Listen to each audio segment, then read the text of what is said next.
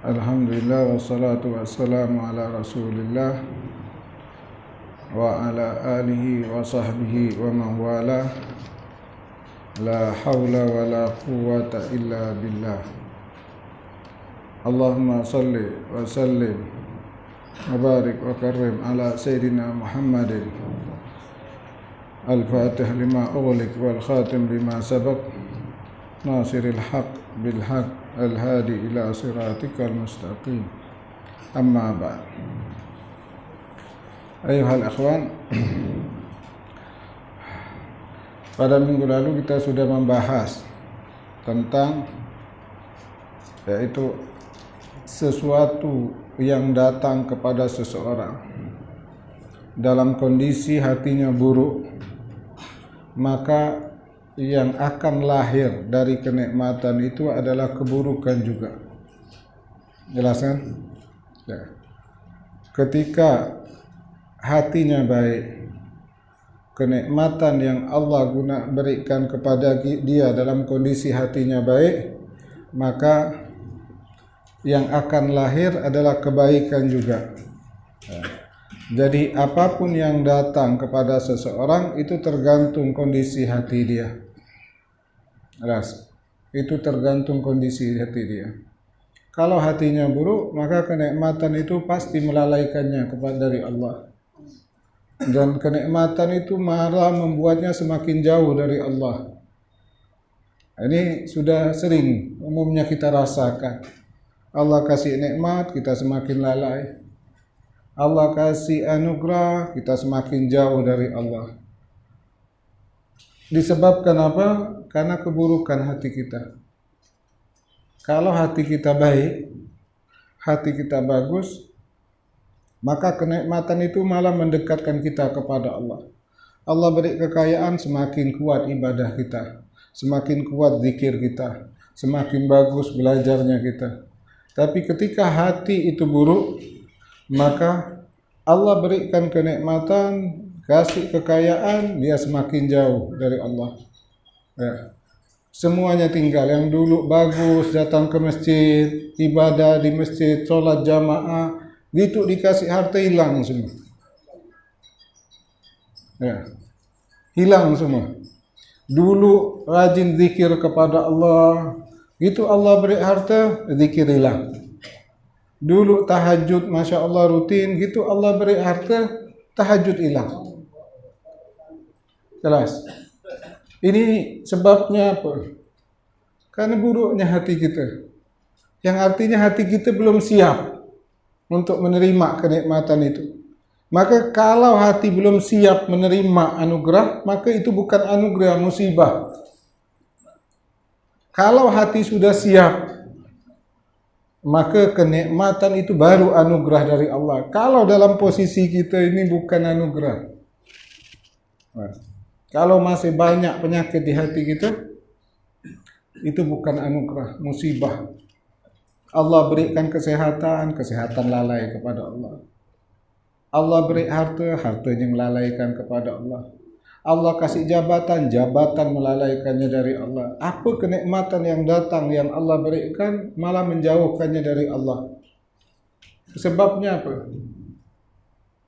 Karena hati kita buruk. Jadi kita ini bersyukur. Kalau Allah tidak ngasih kita harta bersyukur. Andaikan pun Allah kasih kita harta, hari ini Allah kasih, hari ini kita tidak hadir majlis. Masjid pun mungkin tidak datang. Salat pun hilang. Sayangnya Allah sama kita, Allah tahu hati kita ini tidak siap. Tak ada Allah berikan. Walaupun kita menangis, minta sama Allah diberikan harta, bangun tahajud, tidak minta diberikan harta, Allah tidak kasihkan. Allah tahu kondisi hatinya belum siap. Ini kalau dikasih duit 100 juta, 200 juta hilang. Tak muncul lagi muka di masjid tu. Zikir hilang dah. Semua hilang. Banyak contoh. Banyak, sangat banyak contoh.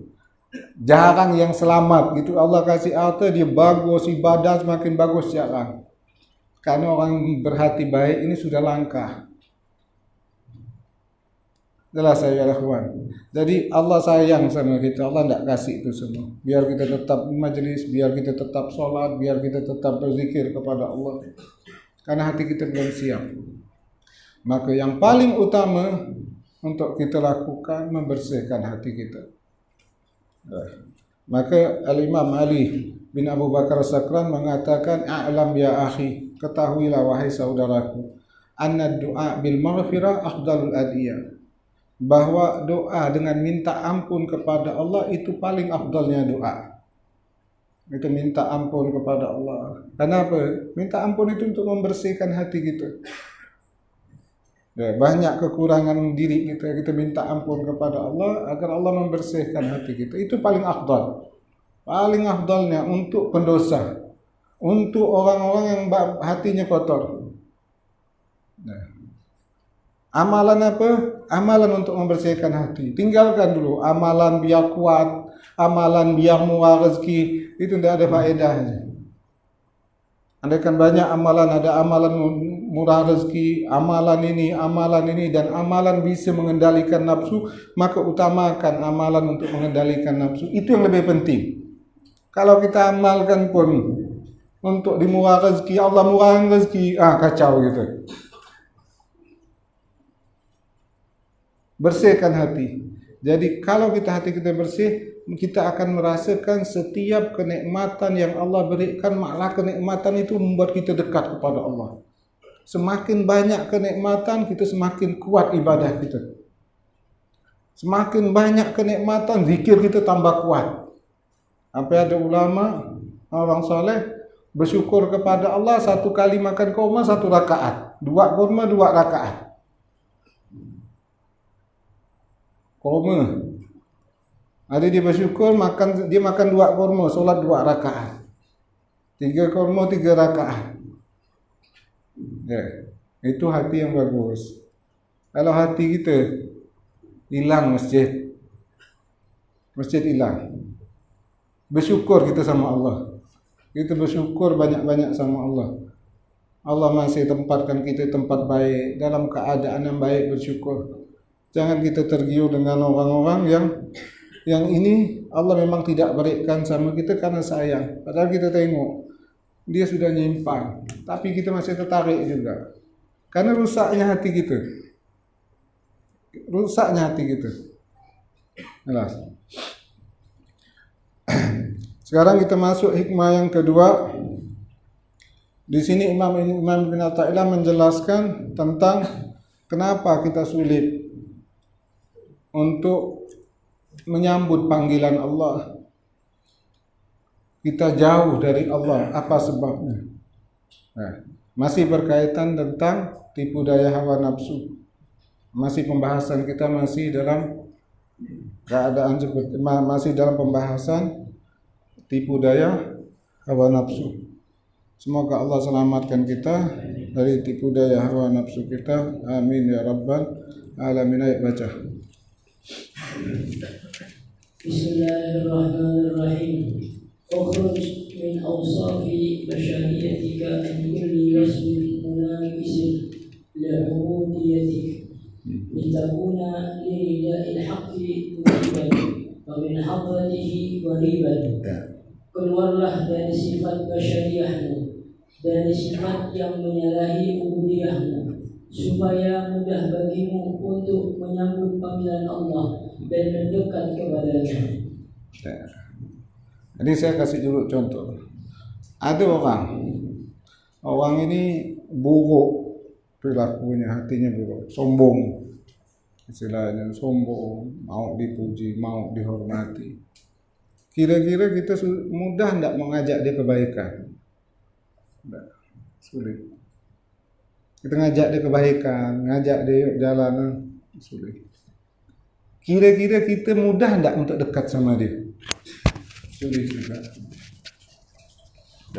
Kemudian ada orang yang hatinya bagus, baik orangnya, penyayang orangnya, orang tidak sombong. Kira-kira diajak mudah atau tidak? Mudah. Kita untuk dekat sama dia mudah atau tidak? Mudah. Begitu juga ketika kekotoran hati kita kuat, sombongan, bermacam-macam penyakit yang ada di hati kita, kita sulit menyambut panggilan Allah. Dan kita sulit dekat dengan Allah.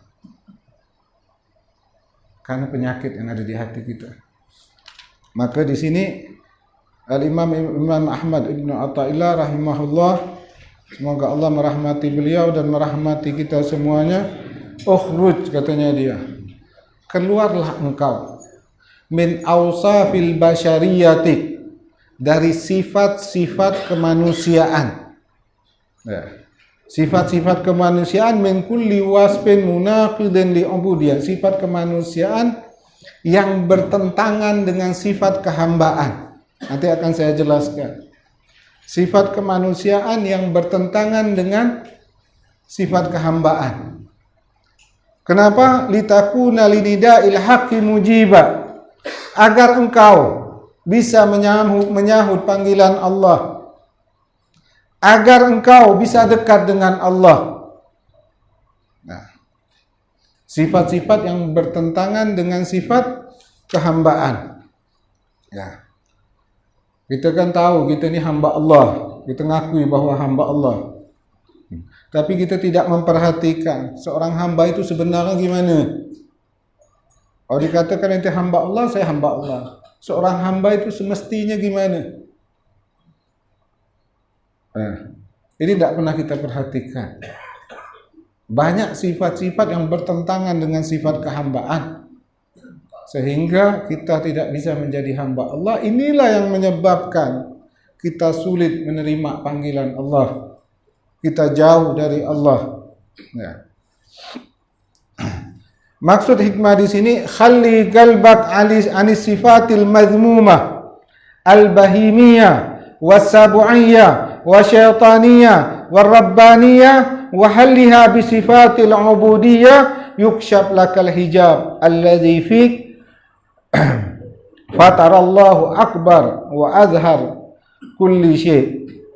Bersihkan hati engkau dari sifat-sifat tercelah, baik itu sifat kebinatangan atau kebuasan atau sifat syaitan atau sifat ketuhanan yang ada di dalam diri kita, mesti kita hilangkan. Karena itulah yang menghalangi kita untuk menjawab panggilan Allah, untuk dekat kepada Allah. Ya, sifat apa? Kebinatangan, kebuasan, syaitan, ketuhanan. Ini bertentangan dengan sifat kehambaan. Ya. Kemudian dan hiasilah hati ini. Hati itu hiasilah dengan sifat kehambaan. Kamu hilangkan sifat-sifat tersebut, lalu hiasi hati kamu dengan sifat kehambaan, maka Allah akan membukakan yang hijab, dinding antara engkau dengan Allah. Alas. Jadi dindingnya sebenarnya yaitu hijab, sifat kebinatangan, kebuasan, syaitan, ketuhanan yang ada dalam diri kita itu menjadi peninding, kita tidak bisa menjadi hamba Allah. Ya. Jadi ini masih hubungan sama hikmah yang sebelumnya. Maka ini yang penting kita pelajari, ini yang penting kita amalkan. Ibadah karena itu kita amalkan. Nanti kita hadis di majlis taklim pun niatkan, semoga Allah membersihkan hati kita. Semua aktivitas kita dalam ibadah, ketika hati kita kotor, kita semua kita arahkan agar Allah membersihkan hati kita. Semuanya harus kita arahkan ke sana. Salatnya kita, majlisnya kita, zikirnya kita, apapun hal yang baik, minta sama Allah agar Allah membersihkan hati kita dari 4 sifat ini. Sifat kebinatangan, kebuasan, ketuhanan, dan syaitan. Ya, tinggalkan dulu amalan ini untuk masuk surga, untuk dapat harta kaya, arahkan ke sini. Ayuhal ikhwan, kita lahir di dunia ini. Jadi seorang manusia yang lahir di dunia ini disertai dengan 4 sifat, semuanya ada. Yang pertama sifat kebinatangan. sifat kebuasan, syaitan dan ketuhanan. Keempat ini mesti kita bersihkan. Ada semua dalam kita. Dalam diri kita semuanya ada. Setiap manusia lahir dia mempunyai 4 sifat ini. Dan 4 sifat ini yang menghalangi kita untuk tumbuh dalam diri kita sifat kehambaan kita. Ini yang penyebabnya. Sifat kebinatangan itu macam apa? Apa sifat kebinatangan itu? Qadha'i syahwatil batan wal farj. Sifat kebinatangan yang ada pada diri kita itu adalah selalu meluluskan syahwat perut dan syahwat kemaluan. Ini sifat kebinatangan. Jadi yang prioritas dalam hidup dia makan, kawin, makan, perempuan. Binatang kita tengok macam gitu enggak? Binatang apa yang dia mau? Makan, kawin. Mas, ini kesifat kebinatangan kita. Kalau dalam kehidupan kita yang kita fikirkan makan, kawin, itu sifat kebinatangan. Tak ada hidup pun untuk makan, untuk kawin. Ini rata gitu kan. Ini namanya sifat kebinatangan. Kalau binatang seperti itu, dia tidak berakal. Kalau kita punya akal, maka kalau manusia seperti itu, dia, binatang ini lebih baik daripada dia. Binatang berakal, tidak berakal. Kalau dia memang tujuan hidup dia makan, kawin, ya wajar. Ada ke tujuan lain binatang? Makan, kawin. Ini sebabnya sifat kebinatangan ini. Sehingga kita susah ingat kepada Allah, lalai kepada Allah. Ini sifat kebinatangan. Yang ada di otak dia makan, kawin. Ini namanya sifat kebinatangan yang ada di dalam diri. Ini yang menjadi penghalang. Ya. Jelas. Bahkan dalam solat pun, agi solat, pikiran makan apa ya, lauk apa ya, mau beli apa ya, solat, nanti bayangkan. Dalam solat, karena sifat kebinatangan membuat dia tidak bisa khusyuk dalam solat. Hadir hatinya tidak mungkin bisa. Selalu lalai kepada Allah. Dalam zikir yang ingat makan. Makan apa ya? Minum apa ya? Apa lagi mau dimakan? Atau perempuan sana, perempuan sini. Dia tak ada. Mau solat, mau zikir, mau baca Quran, yang ada di otak dia hanya itu. Yang artinya kalau kita seperti itu, berarti itulah yang namanya sifat kebinatangan. Dan itulah yang jadi penghalangan. Itu jadi penghalangan. Kenapa kita sulit menjawab panggilan Allah? Kenapa kita sulit dekat dengan Allah? Karena sifat kebinatangan itu. Waktu ibadah kita menghadap Allah, yang kita ingat makan. Waktu zikir yang kita ingat makan. Baca Quran yang kita ingat makan. Ini sifat kebinatangan. Ya. Ini sifat tercelah dalam diri kita. Ini rata gitu kan. Nah, ini yang jadi penghalangnya. Sehingga kita tidak bisa betul-betul jadi hamba Allah. Nah, kalau ada sepanggilan solat berat. Kalau panggilan makan paling cepat. Nah, kalau dah cerita makan ke ujung dunia pun pergi. Tapi ketika solat sebelah rumah pun dia tidak akan datang. Berat. Karena memang sifat kebinatangan masih kuat. Masih penuh di hati dia. Ini yang harus kita bersihkan. Kalau di otak kita ada makan perempuan, berarti yang menguasai diri kita sifat kebinatangan. Ini yang kita bersihkan. Selagi kita belum bersihkan sifat-sifat ini, kita sulit. Mudah, ringan, panggilan solat itu sulit. Dekat sama Allah sulit. Jelas. Jadi kita cari amalan bagaimana biar kita bisa mengendalikan hawa nafsu, itu lebih baik daripada amalan yang lain-lainnya. Daripada amalan yang lain-lainnya. Maka harus diobati semua penyakit. Jangan sakit demam makan obat sakit gigi, tidak nyambung. Ya kan? Udahlah cinta dunia kuat, yang diminta harta terus. Istilahnya dia buang-buang air. Seharusnya makan obat untuk nahan, dia makan obat tambah biar melancarkan buang air, tambah jadilah. Udahlah cinta sama dunia luar biasa, cinta sama harta yang luar biasa, yang jadi wirid untuk kaya aja. Cari amalan, kau amalan ini baca 100 kali, kaya, mendadak, itu yang diamalkan. Ya. Baca zikir ni biar kaya. Gak hati ni penyakit dia masalah duit. Masalah perut, masalah kemaluan penyakit. Malah ini diwiridkan. Sampai bila kita mau lepas dari semua itu? Jelas. Bukan saya melarang untuk tidak minta harta, silakan. Tapi kalau kita mau memperbaiki hati kita, yang kita utamakan yaitu amalan-amalan yang berkaitan dengan penyakit hati kita. Jadi apapun, dimanapun kita majlis, hadir niatkan agar Allah membersihkan hati kita. Masuk kita ke masjid, iktikaf di masjid, niatkan Allah membersihkan hati kita. Kalau hati ini sudah bersih, selamat. Kita bisa betul-betul menghadap kepada Allah. Jelas. Sifat kepuasan. Itu tadi contoh sifat kebinatangan. Ada juga sifat kepuasan. Macam apa sifat kepuasan itu? Kal ghadab. Seperti marah, sikit-sikit marah, sikit-sikit ngamuk.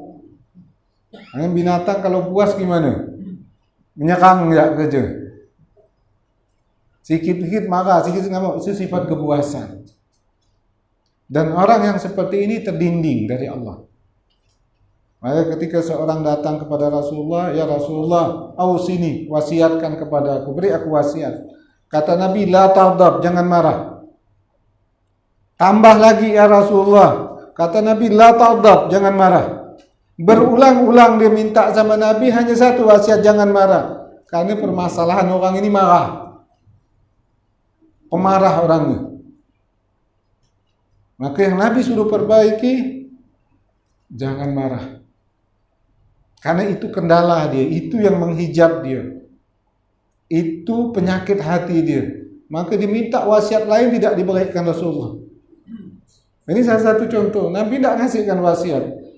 Wasiatkan kepadaku ya Rasulullah. Kata Nabi, jangan marah. Tambah lagi wasiat, dia masa sikit kan. Kata Nabi, la taghdab, jangan marah. Tambah lagi ya Rasulullah. Kata Nabi, jangan marah. Nabi tidak nambah amalan suruh ini, tidak. Nabi suruh fokuskan sama penyakit dia. Suruh fokuskan sama penyakit. Lebih daripada amalan-amalan yang lain.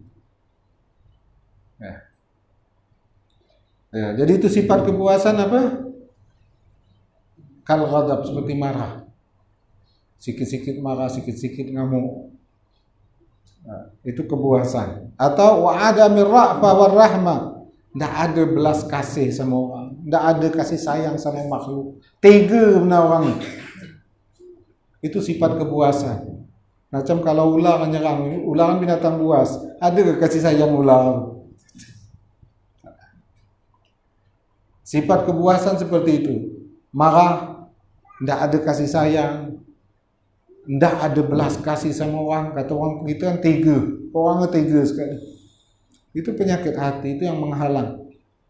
Itu yang mendinding kita. Sehingga kita tidak bisa menghadap kepada Allah. Nah, ini ada semua kita ni kan. Itu ni kau kena penyakit udah komplikasi dah kita ni. Bukan satu penyakit, semua penyakit masuk. Istilah kalau orang sakit, ginjal sakit kah, paru-paru sakit kah, ini sakit kah, ini semua penyakit masuk dah kita, komplikasi gitu. Udahlah komplikasi, tidak pernah kita pikirkan lagi penyakit-penyakit ini. Ngapa saya ini berat? Kau dipanggil sholat berat, merasa jauh dari Allah, apa sebab? Itu tidak pernah terpikir ke sana. Akhirnya penyakit semakin parah. Yang ditakutkan dibawa mati. Na'udzubillah min dzalik. Saya ingatkan, maksiat zahir sama maksiat hati lebih besar dosa maksiat hati. Paham? Itu udah sepakat ulama. Maksiat hati dengan maksiat zahir itu lebih besar dosa maksiat hati daripada maksiat zahir. Contoh apa? Kita mungkin tengok orang, dia minuman keras, dia mati. Wah, kita tengok langsung masuk neraka orang ni. Nah,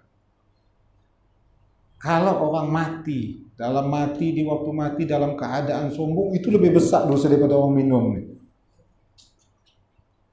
Karena sombong masuk dalam maksiat hati. Kita mati dalam keadaan sombong, kita mati dalam keadaan merendahkan orang lain, itu maksiat hati. Itu lebih besar dosa. Karena hati tempat Allah memandang kita. Yang ditakutkan kita mati dalam kondisi penyakit hati, tengah sombong mati. La ilaha illallah. Mungkin dosa lebih besar daripada orang zina, orang mati sombong. Maka dikatakan satu biji kesombongan aja, biji sawi kesombongan, Allah celupkan wajah dalam neraka. Penyakit hati, maksiat hati ini lebih besar dosa daripada maksiat zahir. Bukan artinya meremehkan maksiat zahir, enggak. Ya, udah berarti yang penting hati je bagus, salah agak. Nanti salah ngomong, salah agak penafsirannya. Ya. Jelas. Jadi kita pun jangan memandang rendah orang yang bermaksiat. Mungkin dia hanya maksiat zahir, hati dia tak ada. Mungkin kita tidak maksiat zahir kita, tapi hati kita bermaksiat. Malah dosa kita lebih besar kita daripada dia. Jelas. Itu sifat kebuasan. Kemudian ada sifat syaitaniyah. Ini semua ada semua kita ni. Seperti kal hasad. Sifat syaitan ini apa? Hasad, dengki. Ya. Syaitan ini kan sangat dengki kepada manusia. Sama kita ni sangat dengki sekali syaitan. Karena Allah berikan bermacam-macam keistimewaan kepada manusia. Dan dia berusaha syaitan ini menghilangkan keistimewaan yang Allah berikan kepada kita. Orang dengki itu kan dia tidak suka dengan kenikmatan dan dia berharap kenikmatan itu hilang. Ini sifat syaitan. Kalau kita ada merasa tengok orang dapat nikmat, sakit hati kita, itu sifat syaitan yang masih ada. Tengok orang dapat duit, kita sakit hati kita, mudah-mudahan hilang duitnya dari dia. Itu sifat syaitan. Syaitan itu sifatnya. Dengki sama kita. Apa yang dikerja syaitan? Bawa kita semua masuk neraka.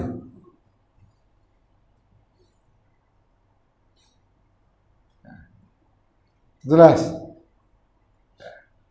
Kalau kita ada rasa sakit, pedih hati kita tengok orang dapat nikmat, dapat kesenangan, berarti ada iri dalam diri kita.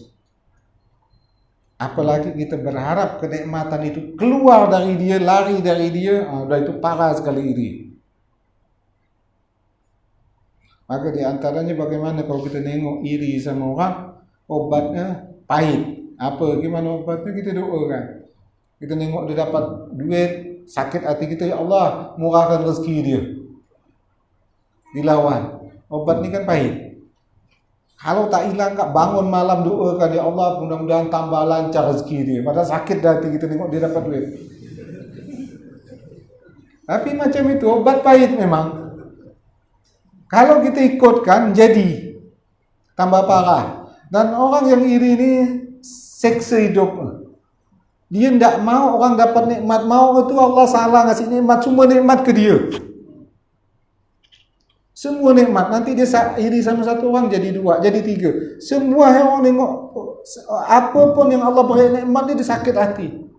Allah nggak salah ngasih nikmat itu. Sebenarnya itu untuk dia yang pantas dapat. Dia jadi Tuhan udah. Dia ngaku Allah. Allah salah, dia yang betul. Allah salah ngasih nikmat ini, yang betul itu dia. Itu sifat syaitan. Sifat syaitan yang ada dalam diri kita. Ini yang menghijab kita dari Allah. Ini yang membuat lemah. Makanya lebih baik kita koreksi kekurangan kita daripada kita nengok aib orang lain yang tidak ada faedahnya. Orang kalau nengok aibnya orang, dia merasa dirinya suci, merasa dirinya bagus. Yang terbaik itu orang nengok aibnya. Maka ketika Allah sayang sama seorang hamba, yang Allah perlihatkan kekurangan aibnya dia.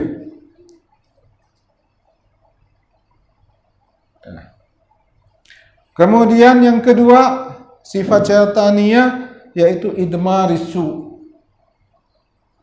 Idmarisu menyembunyikan kejahatan dalam dirinya. Macam gini, ya syaitan ni yang dipikirkan syaitan apa? Orang ni ke neraka aja. Yang dipikirkan syaitan bagaimana orang ni ke neraka, bagaimana orang ni maksiat, iaitu yang dipikirkan syaitan apa? Menghancurkan orang. Kalau dalam diri kita, kalau dalam diri kita, bagaimana supaya orang ni kalah daripada kita, bagaimana supaya orang ni rugi dan kita untung, bagaimana orang ini susah dan kita senang, ada dalam hati kita, maka itu ada sifat syaitan. Ada semua kan? Orang yang bersih, dalam hatinya sifat syaitan ini bersih, tidak ada terfikir dalam hati dia orang ni hancur, orang ni kalah, orang ni sakit. Yang ada fikirannya orang ni senang, orang ni bahagia. Ketika tengok orang ni rugi, dia sedih. Ketika tengok orang kalah ni sedih, yang dia berharap orang ni menang, orang ni untung, orang ni bahagia. Itu orang sudah bersih dari sifat syaitan. Kalau sifat syaitan masih melekat dalam diri dia, yang dipikirkan bagaimana orang ni hancur, bagaimana orang ni rugi, bagaimana orang ni kalah. Jelas. Kalau kita masih ada fikiran untuk orang ni rugi, orang ni kalah, kita yang menang, kita yang untung, kita yang senang, biar orang ni susah, itu sifat syaitan. Yang diharapkan syaitan apa? Menghancurkan manusia. Bagaimana manusia ni masuk neraka, bagaimana manusia ni berbuat maksiat. Kalau bersih dari itu, tidak terfikir sama dia. Tak terfikir mau hancurkan orang, mau merugikan orang, mau menyusahkan, tak terfikir semua. Itu sifat syaitan. Jelas. Kemudian ada juga yang keempat, sifat Rabbaniyah, sifat ketuhanan. Sifat ketuhanan itu macam apa? Ini sifat yang tercela. Seperti kal isti'la, hendak berkuasa, mau berkuasa. Orang ini mau jadi ketua aja. Kalau dia tidak jadi ketua, dia tidak ikut, mundur dia. Dia mau menguasa aja. Andaikan ada kumpul di kampung, ya kan, menentukan kalau dia tidak jadi ketua, sudah dia mundur. Atau jadi wakil pun dia tidak mau, dia mau jadi ketua. Itu namanya isti'la, hendak berkuasa. Itu sifat ketuhanan. Dan itu penyakit hati. Ya, penyakit hati. Tuhan Allah itu kan maha menguasai. Dia mau jadi Tuhan, mau berkuasa. Tak mau. Kalau letakkan anggota, tak mau ketua. Gitu tak jadi ketua lagi, udah tak ada lagi dari ketua, hilang. Kalau dalam hati kita ada keinginan dalam segala hal, mau di atas, mau yang paling berkuasa, itu sifat ketuhanan, dan itu yang jadi penghalang kita untuk dekat sama Allah. Jelas. Kemudian sifat ketuhanan apalagi? Hubbul madah wa thana. Mau dipuji, mau dilambung, kata orang. Allah kan suka orang memuji. Dia ni suka dipuji. Kalau dia puji dilambung, dia paling geli hati. Yang layak. Padahal kadang pujian itu tidak sesuai. Tapi namanya pujian ni racun memang. Kadang buat otak orang bodoh.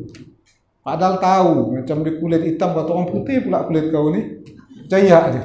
Padahal dia jelas hitam. Dia masih bisa percaya. Buat jadi bodoh dia. Itu racun. Nah.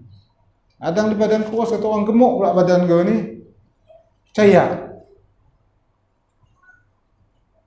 Nah. Itu racun. Jelas. Itu penyakit hati, itu sifat ketuhanan. Senang dipuji, senang dilambung. Nah, ada semua kan penyakit ini kan 4 kan, lengkap kan? Ya, sifat kebinatangan kita ada, sifat kepuasan ada, sifat setan ada, sifat ketuhanan pun ada. Udah semua lengkap, dah komplikasi dah kita ni. Tak pernah mikir lagi ke sini. Aku tak parah. Itu ni kalau nak sakit komplikasi dah penuh dah. Semua sifatnya ada. 4 sifat jadi penghalang seseorang. Sifat kehambaan seseorang itu ada sama kita semuanya. Dah. Jelas. Dan ini menjadi dinding. Dan ini membuat kita kusut, ruwet atau berantakan, tak karuan dalam ibadah. Ini yang menyebabkan kita tak karuan dalam ibadah. Ibadah tak bisa lama. Datang paling akhir, balik paling awal. Tak betah, tak bisa lama-lama dia ibadah. Karena ada penyakit yang tercela sebab. Nah. Kalau zikir tak bisa lama-lama, baca Quran tak bisa lama-lama. Macam mau meledak dada ni. Tak genah ibadahnya. Contoh seperti ini, saya gambarkan seperti ini. Kita datang ke rumah seseorang. Kita datang ke rumah seorang. Satu orang kita datang. Sampai ke rumah, yang punya rumah ni bertemu sama kita pun tak mau. Air tak keluar, makanan tak keluar. Gimana perasaan kita waktu itu? Mau cepat-cepat balik tak?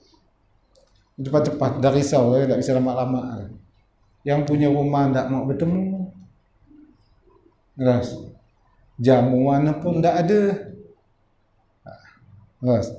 Yang kita fikirkan apa? Apa yang kita fikirkan saat itu? Balik. Bagaimana cepat-cepat balik?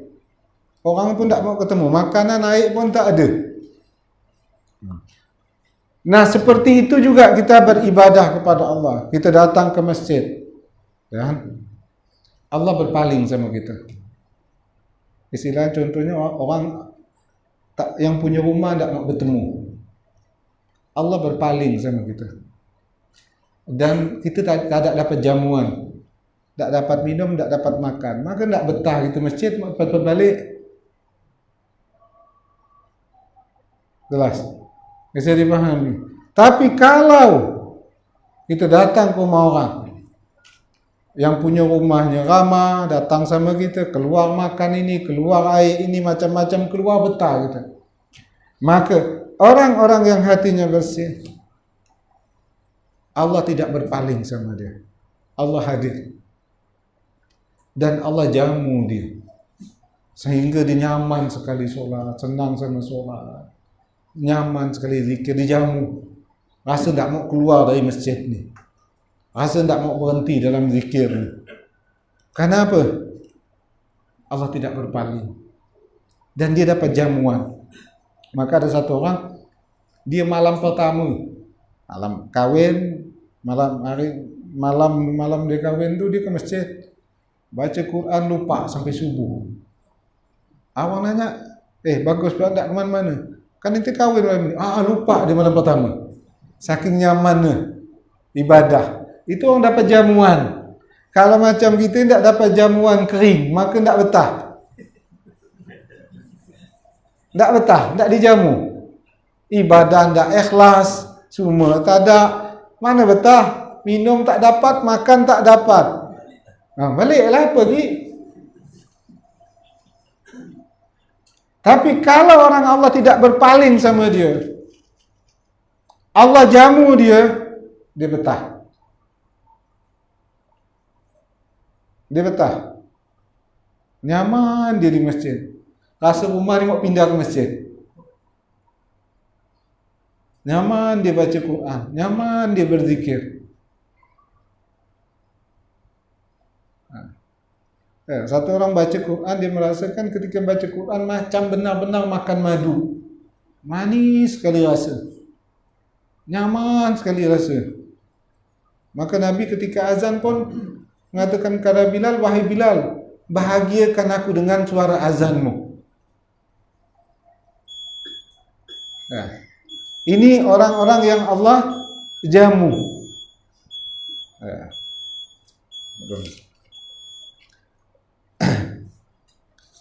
Jelas saya ikhwan. Kemudian apa sifat kehambaan itu? Kita habiskan dulu sifat kehambaan yang mesti ada pada kita. Tapi bersihkan dulu ini 4, baru kita masuk bisa sifat kehambaan. Pertama, sifat kehambaan itu taat. Mestinya seorang hamba taat kepada Tuhan. Seorang hamba mesti taat kepada Tuannya, taat kepada hukum Tuannya. Jadi seorang hamba Allah mestinya taat kepada Allah, taat hukum kepada Allah, taat hukumnya Allah. Baru dia seorang hamba. Dan yang menghalangi kita taat ya 4 penyakit tadi. Maka kita sulit untuk betul-betul menjadi hamba Allah. Kemudian seorang hamba itu tawadhu, rendah hati. Ada istilahnya dia ada bos, ini ada kerja, karyawan. Karyawan yang punya hati sombong. Seorang hamba itu tidak ada sifat sombong.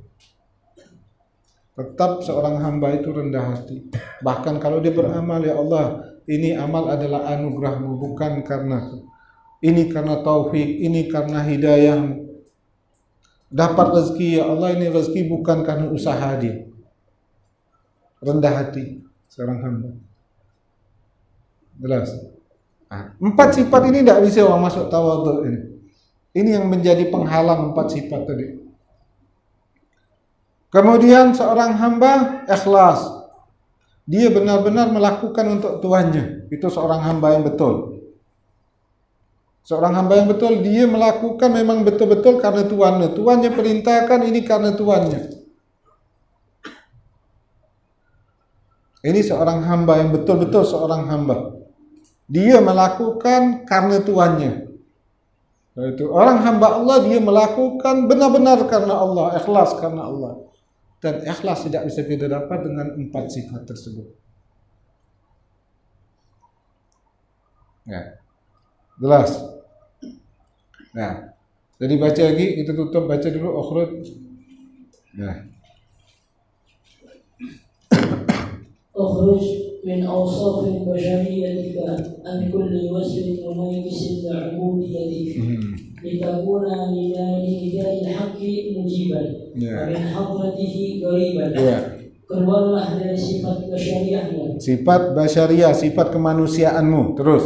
Dari sifat yang menyalahi ubudiyahmu. Yang menyalahi kehambaanmu, ubudiyahanmu.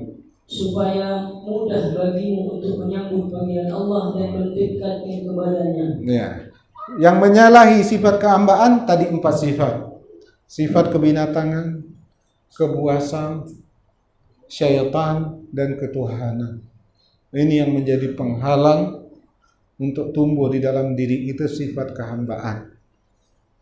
Dan inilah menjadi penyebab kita sulit, berat menyambut panggilan Allah dan dekat kepada Allah. Ya, semoga Allah membersihkan kita dari 4 sifat ini. Amin ya rabbal alamin.